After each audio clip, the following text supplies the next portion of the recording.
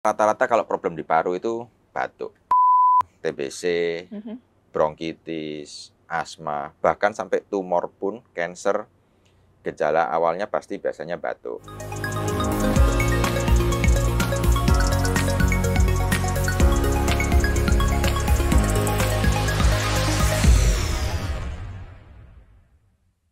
Halo sahabat Premier, kembali lagi bersama saya di channel Rumah Sakit Premier Surabaya. Dan kali ini saya Nares Wardila tidak sendirian, tapi senang sekali rasanya saya bisa ditemenin sama Dr. Prayudi Tetanto, spesialis paru FISR. Halo dok, apa kabar? Halo, apa kabar juga? Saya baik dong dok. Kita semua harus baik dan harus sehat meskipun cuaca kayaknya akhir-akhir ini lagi nggak menentu ya dok ya? Ya. Nah kadang-kadang cuaca nggak menentu bikin tiba-tiba batuk. Kalau udah batuk dok, paling nggak enak batuk kelamaan, tiba-tiba orang rumah kebanyakan es, gitu biasanya. Atau teman ada yang bilang, kamu kayaknya kurang minum air putih deh, gitu. Atau jangan-jangan ngerasanya, iya ya batuk aku ini udah kelamaan, sebenarnya kenapa? Apakah ada yang bilang kalau saya browsing ya dok ya, kan sukanya self-diagnose sendiri. Ada yang bilang katanya, oh bisa TBC gitu, bisa bronkitis. Nah sebenarnya nih dok, kapan sih batuk itu bisa dikatakan bronkitis yang mulai dari sedang sampai akut? Monggo dokter. Ya, jadi semua rata-rata kalau problem di paru itu batuk. Ya. Nah, di situ memang AI itu untuk saat ini belum bisa menggantikan dokter. Ya, jadi memang perlu konsultasi. Semua baik itu TBC, bronkitis, asma, bahkan sampai tumor pun, kanker, gejala awalnya pasti biasanya batuk. Ya. Oh. Nah, cuma kalau kita bicara bronkitis, ya kita harus tahu bronkitis itu prinsipnya itu adalah radang di saluran napasnya. Ya. Oke. Saluran napas ini dalam hal ini kan ya bahasa awamnya ini kerongkongan, terus di dada ini cabang ya ke paru sebelah kanan dan kiri dan cabang-cabangnya. Nah, bronkitis itu adalah problemnya itu radang di saluran napas tersebut. Nah, penyebabnya biasanya bronkitis itu karena ada pencetusnya ya. Biasanya disebut zat iritan atau zat-zat yang bisa mengiritasi saluran napas. Seperti misalnya kita hidup di kota apa ini? Surabaya. Problemnya apa? Asap, polusi, debu. Nah, itu termasuk salah satunya. Polusi udara, ya asap knalpot, asap rokok, asap bakar-bakar. Nah, makanya di RT RW ini nggak dianjurkan sekarang bakar-bakar sampah ya. Ya, sampahnya ini harus dikumpulkan, nggak boleh bakar sampah sendiri. Kena debu, bulunya hewan, dok saya pelihara kucing, bisa ya. Dok, saya mungkin kalau cewek, dok saya sering pakai hairspray. Nah, itu ya. Iya. Itu juga bisa itu zat iritan. Oke. Mungkin di rumah juga ada pengharum ruangan. Ya, zat-zat iritan ini atau habis infeksi saluran napas. Jadi habis flu, ada virus infeksi saluran napas menyebabkan radang di saluran napasnya itu, saluran napasnya menjadi radang, bengkak. Nah, akhirnya karena di saluran napasnya itu ada sel kelenjar ya mengeluarkan lendir, dinding saluran napasnya menjadi bengkak, akhirnya saluran napasnya menjadi lebih kecil, jadi gejalanya pasti batuk, lendirnya banyak, riaknya sulit keluar.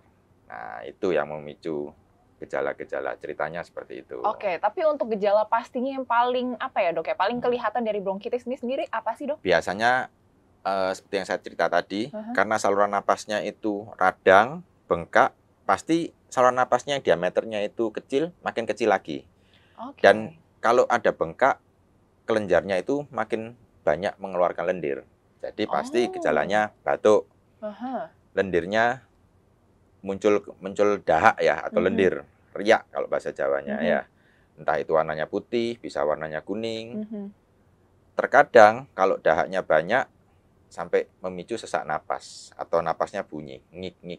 Oh, iya, dan di situ kadang orang yang keliru, waduh saya ini asma dok, soalnya bunyinya mengi. Padahal itu beda. Iya benar-benar, kadang kalau misalnya orang udah tidur, ngik-ngik, wah ini Iya, asma nih, pasti betul. gitu. Jadi memang harus cek dulu ya dok ya. Kira-kira Betul. untuk ceknya setelah berapa lama mengalami gejala tersebut? Ya, paling gampangnya batuk, flu kan juga batuk ya. Cuma kalau untuk flu biasanya 2 minggu, paling 7 hari, 14 hari kan sembuh ya, self-limited atau bisa sembuh, diatasi oleh daya tahan tubuhnya atau tentaranya yang di dalam itu ya.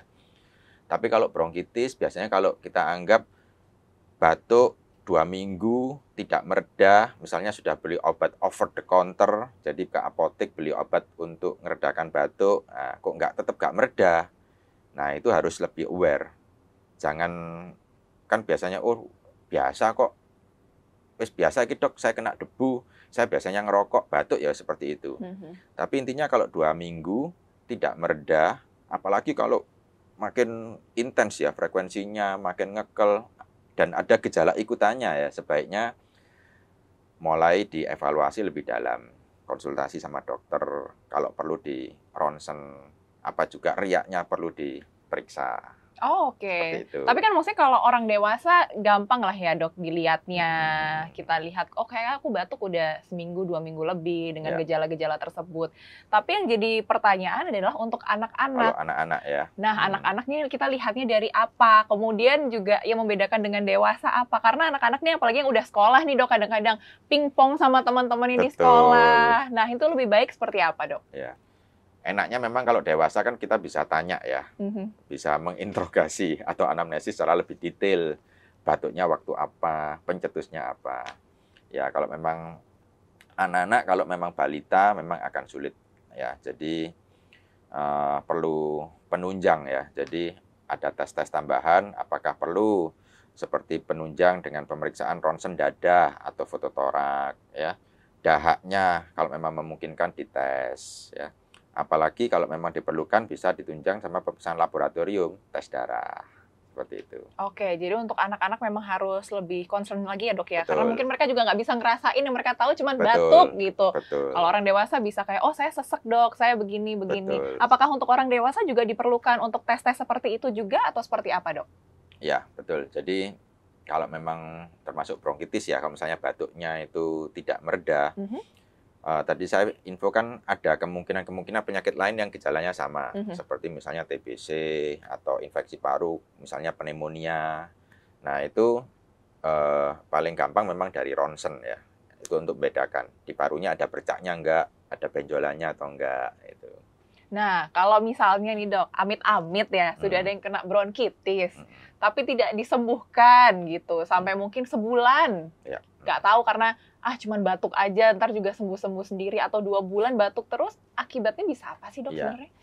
Bronkitis itu sebetulnya relatif tidak berbahaya ya. Oh, sebenarnya tidak berbahaya ya?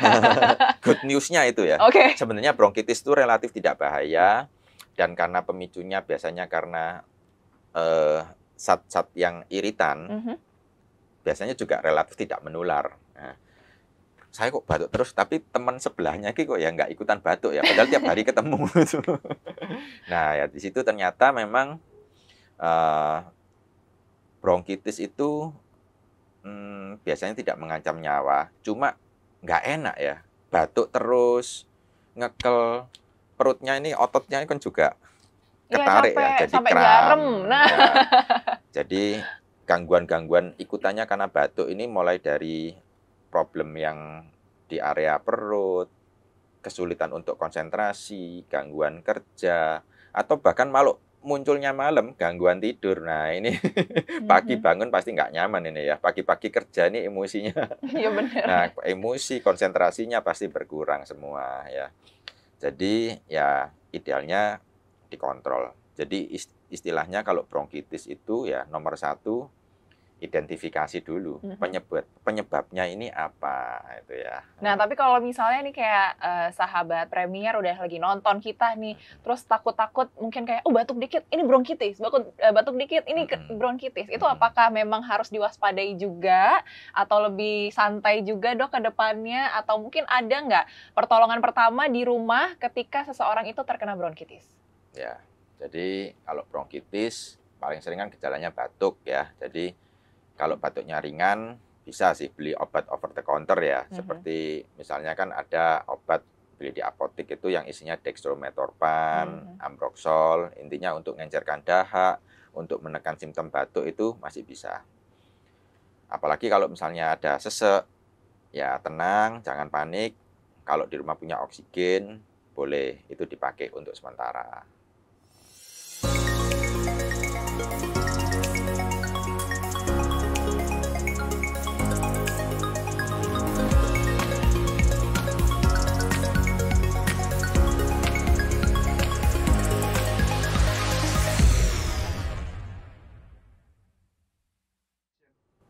Sahabat Premier, kembali lagi bersama saya Nareswari Lila dan masih sama dokter kita nih yang hari ini nemenin ya dok ya. Masih barengan sama dokter Prayudi.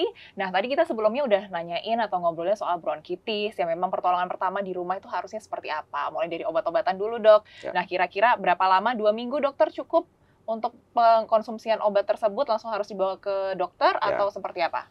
Idealnya kalau gejalanya itu tidak mereda selama 2 minggu, ya kita harus evaluasi lebih dalam ya, penyebabnya apa.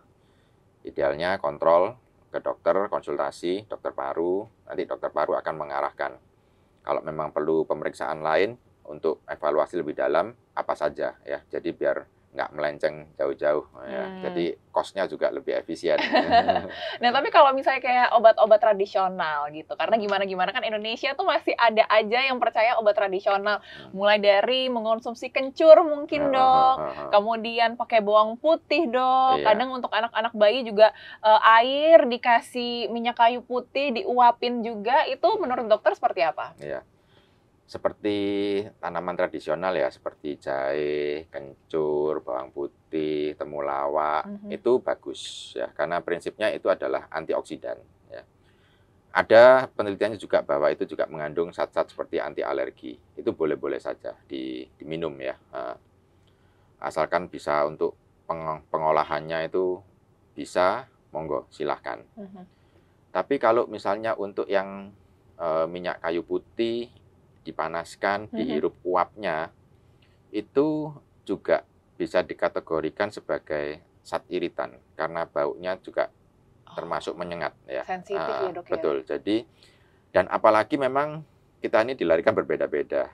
Seperti kulitnya orang ada yang sensitif, dicokot digigit nyamuk ya. Digigit nyamuk sedikit itu ada yang merah banget sampai gatel-gatel. Ada yang saya digigit nyamuk juga biasa aja. Sama termasuk saluran napas. Ada yang dengan bau yang menyengat sedikit saja, itu langsung saluran napasnya peka banget. Lendirnya langsung keluar. Ya.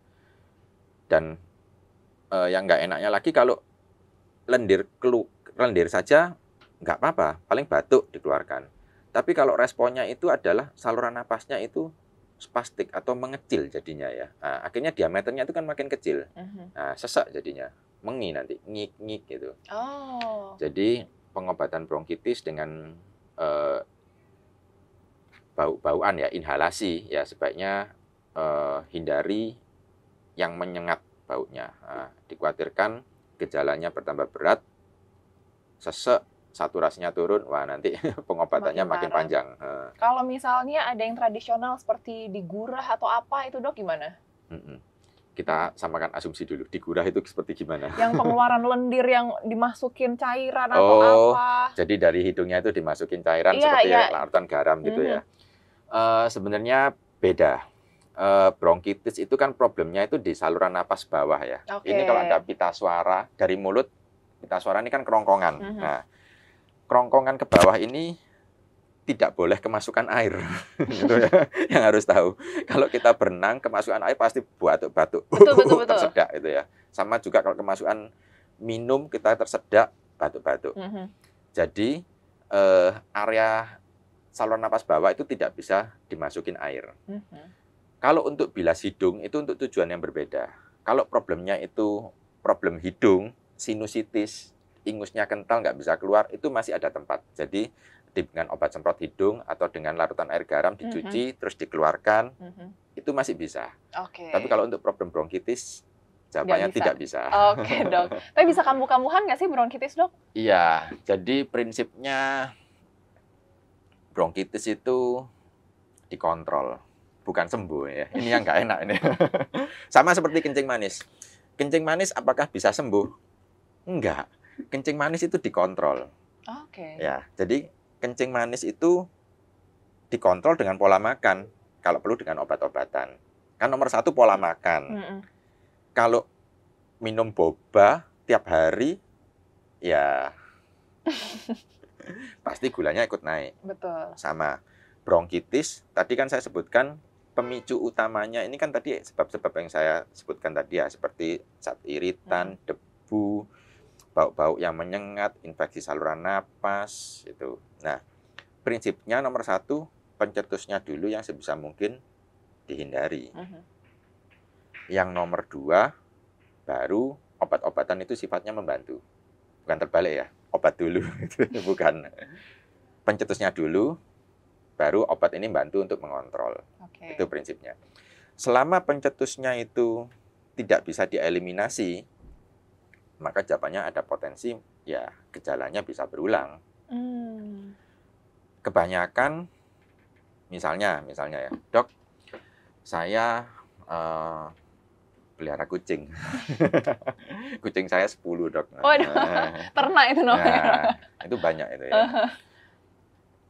Bu, kalau kucingnya dieliminasi gimana? Oh ya jangan, dok. Nggak mau, dok, itu hewan peliharaan kesayangan saya gitu ya. Ya, jadi intinya ya sebisa mungkin diatur. Kalau misalnya kucing, ya dibuat area bermain yang jelas, itu ya. Harapannya jangan masuk kamar, itu ya. Area bermain yang jelas, ruang tamu, ruang keluarga, kamar tidur, ya itu bukan area bermainnya kucing ya. Yeah. Nggak pakai karpet gitu ya. Jadi untuk bersihkan kan lebih mudah. Misalnya punya penyedot debu, nah itu jangan dikemucing, nah jadi bulunya terbang-terbang. Gitu. Atau kalau misalnya yang repot itu terkadang, dok, di tempat saya bekerja itu ruangannya tertutup. Seharusnya kalau ruangan tertutup peraturannya adalah tidak boleh merokok di ruangan tertutup. Seharusnya. Nah, masalahnya, dok, bos saya juga ikut ngerokok di ruangan tertutup. Saya nggak berani negor. Nah, itu ya idealnya memang, tapi pemerintah Surabaya saya rasa juga sudah cukup support ya dengan perwalinya yang tidak boleh merokok di tempat umum. Ya, itu bagus sebetulnya ya. Ya, intinya seperti itu ya, alergen atau pencetusnya yang harus disingkirkan. Oke, baik Dokter Prayudi, terima kasih. Mungkin ada nggak sih kayak pesan untuk penonton yang lagi nyaksiin kita, yang tahu lagi ada gejala-gejala batuk atau sudah pernah mengalami bronkitis, lebih baiknya atau lebih bijaknya ke depannya seperti apa? Mau nggak, dokter? Iya, terima kasih.